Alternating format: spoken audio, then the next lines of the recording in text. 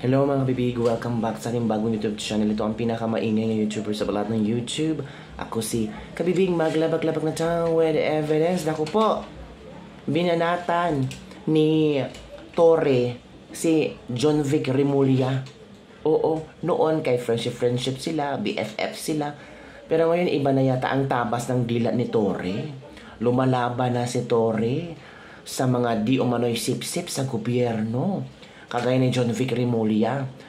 Hay nako, si Torre Kabibig, nagkomento sa ginawang yung di umano'y bagong kulungan sa mga di umano'y maging tawag dito, yung makukulong sa flood control, di ba? Pinakita yun ni John Vic Remulla. Ito yung bagong mga kulungan nila. Dito ganyan, na kung saan ay, dito makukulong ang mga konbiktado sa flood control projects. Ay nako, binash ni Torre. I don't know kung statement mo ito ni Torre kasi pinag-uusapan ito ng mga netizen, mga kabibig. Sabi ni Torre, dito kabibig ha, sabi niya, nagtaka lang ako kay Secretary John Vic Remulla.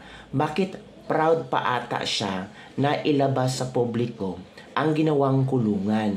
Dapat sa normal na kulungan sila ilagay. Oh, so bali, kini-question ni General Torre ang aksyon, ang ginawa ni John Vic Remulla. Kini-question ni General Torre ang plano ni John Vic Remulla.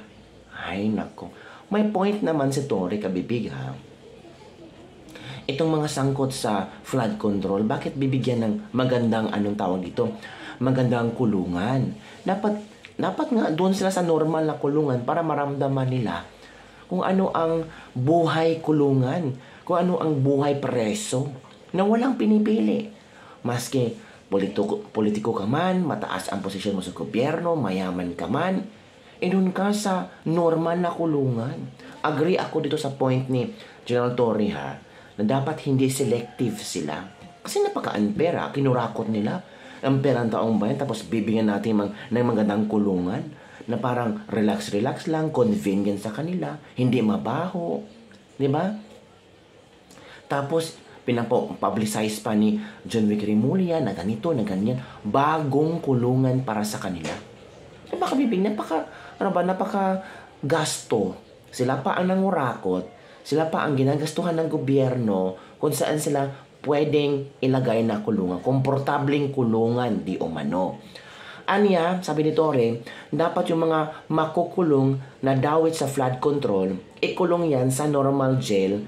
Nagtaka lang ako, bakit proud pa ata si Secretary Remulla na ilabas sa publiko tapos at nagawa na ang magiging kulungan ng mga ito. Ngayon lang ata ako nakikita ng akusado na hindi pa man formal na nakukulong, pinagawan mo na ng special jail. Napakaswerte naman nila. Para saan? Oo nga no, special jail para sa kanila. Special ba sila? Mga kurakot yan ha. Ginawa ng special jail. Ano ba yan? So the more na parang feeling nila special sila, kahit mga kurakot, bilyones ang kinurakot. Like for example, si Zaldico. For example, Martin Romualdez o kung sino pang congressman na sangkot at ipakukulong. Ginawa ng special jail. Bakit? Hindi ba sila pwedeng isama sa mga normal na kulungan? Yun daw di umano ang reaksyon ni Torre. Ito pa para bang walang normal na preso makikitang special treatment sila? Tama. Alam nyo yan ang iisipin ng taong bayan. Biruin mo, ninakawan ang gobyerno ng libo-libo o milyon-milyon, bilyon-bilyon, nagdurusa dahil sa baha, tapos bibigyan ng special treatment. Ala. Madami rin ang nasawi, tapos yung mga gumagawa nito, bibigyan ng komportabling kulungan. Pag samasamahin po natin sila sa isang silda, abay happy-happy yan. Ang dapat yun ikulong nyo sa normal na jail. Nagawa nating paggawa ng kulungan yung mga yan, yung mga nagdurusa sa baha at nawalang tirahan, hindi natin mabigyan ng relokasyon at pabahay. Uy, tama si Torre. Mas inuna pa ng gobyerno ang special kulungan sa mga pasneya talaga, no? Sa mga taong ito, sa mga kurakot na politiko, Agad-agad magpagawa ng special na kulungan. Well, in fact, yung mga nabahaan, yung nasira ang mga bahay, yung dapat bigyan ng relokasyon, ay hindi napagbigyan o hindi nabigyan ng assistance ng gobyerno. Diba? Nakita ko yung ideya ni Tory, ha. Nakita ko yung gigil ni Tory na napaka-unfair. Napaka-unfair talaga. Kung makikita ito sa mga normal, hindi ba? Yung mga nakukulong ba? Sabihin talaga nila, hindi pa nga sila hindi pa nga sila nahatulan, may special treatment na. How much more kung mahatulan na silang konbiktado sa corruption, baka mas lalong maganda kailang kulungan. Nako, kapipi. May point na si General Torre, ha. In fairness, dito agree ako kay General Torre. Sabi dito, bakit kasi inilabas pa na booking tuloy na parang nasa bahay lang? Komportabling, samantala maraming preso nagsisiksikan sa maliit na silda, parang sardinas, halos magkapalitan na ang mukha. Tama ka, bibig. Nice one, General Torre. Sana panindigan ka na sa tama. Tama po yan na sa Muntinlupa ikulong mga mandarambong ng pondo ng taong bayan na naghihirap sa baha, namatay sa sakit at talunod dahil sa pagnanakaw ng bilyon-bilyong pondo at ghost project. Now you know, gising na ang mga sleepyheads. Ito pa, Kaya nga dapat sa normal jail sila mapunta. Hindi sa ganyan na parang cottage or dorm lang. Sa sarap-sarap ng tulog nila dyan. Ito pa. Yes, to General Torre, no one is above the law. Dapat fair lang. Wow, may pakialam na si General Torre, ha, sa bayan natin. Plano daw tumakbong senador si General Torre. Oy, napapaepal din pala to. Dapat ikulong mga magnanakaw sa gobyerno sa kulungan ng mga magnanakaw ng kamatis para pantay, maliit man o malaki, pero iba tong malaking kawatan, pinapagawa ng special treatment, baka aircon pa nga yan Ay, yan na. Tama nga naman, pinapalabas pa ni Remulla na mga celebrity detainee ang mga ikulong sa pinakita niyang detention cell, bias sa mga karaniwang tao na PDL. Tama. Yun mga kabibig, yun ang mga ilang komento at pagsang-ayon ng mga ilang netizen sa reaksyon ni General Torre, mga kabibig. Bitaw. Ito pa Tama, walang special treatment. Yan, may maayos ka palang pag-iisip ngayon. Tama ka, General Torre. Approve namin yan. Tapos masarap kainin nila, magpapalagay ng aircon. Tapos yung iba, siksikan, yung normal na kulungan. O nga naman, baka naman nagbigay ng pera yung mga sangkot. Kasi ang dami noon, mahirap bilangin kahit may machine. At least high-end yung hotel nila. Naku po.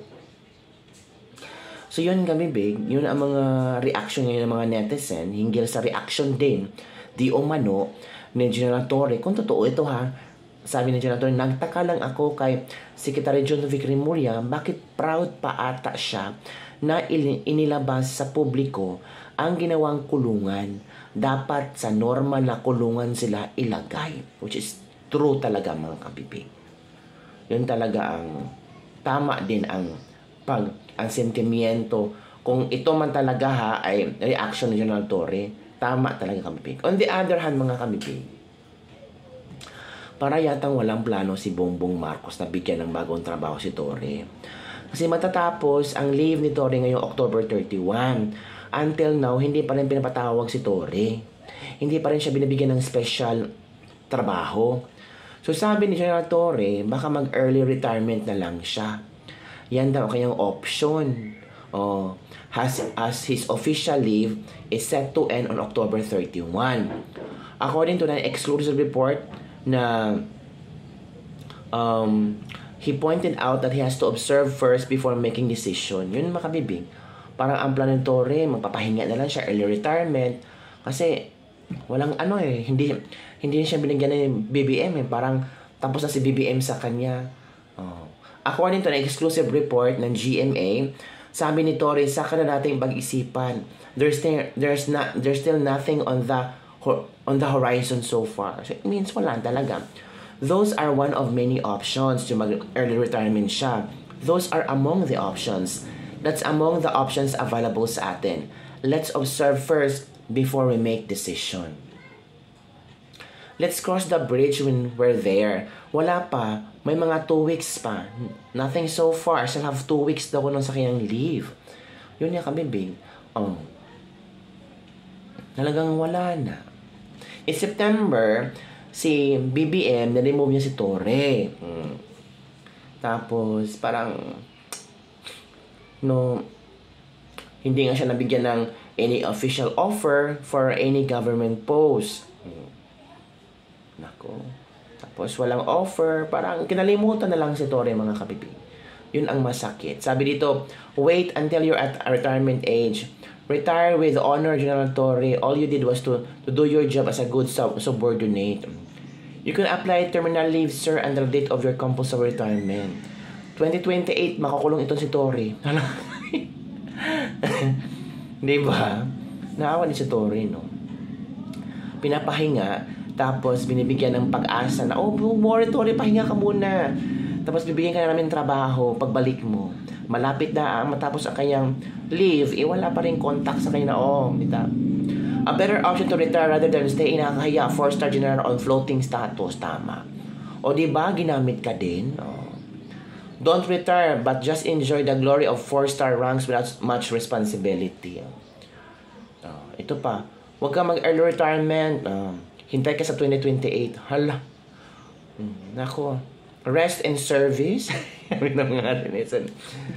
So, si Torre din nakikita din na umattend sa liberal something party ba to? Liberal party na meron silang engagement. Nandun si Torre, inimbitahan siya ni Lily de Lima, kabipik.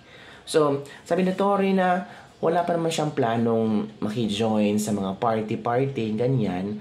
Kasi sabi ni Torre, hindi ako pwedeng magmiyembro sa isang partidong politikal dahil ako isang active na police. I think the fight against corruption should transcend political lines. Ano man ang kulay mo, ano man ang paniwala mo, iisa ang ating hangarin, labanan ang corruption. Kasi para nakikita ng tao na close si Torre sa LP, sa Liberal Party. Oo, mga kabibing. Umattend si Torre sa kung walang korap, walang mahirap. Ito ang fellowship event ng mga Liberal Party, ng mga members. Kasama doon si Kiko Pangilinan, Lily de Lima, at iba pang friends nila.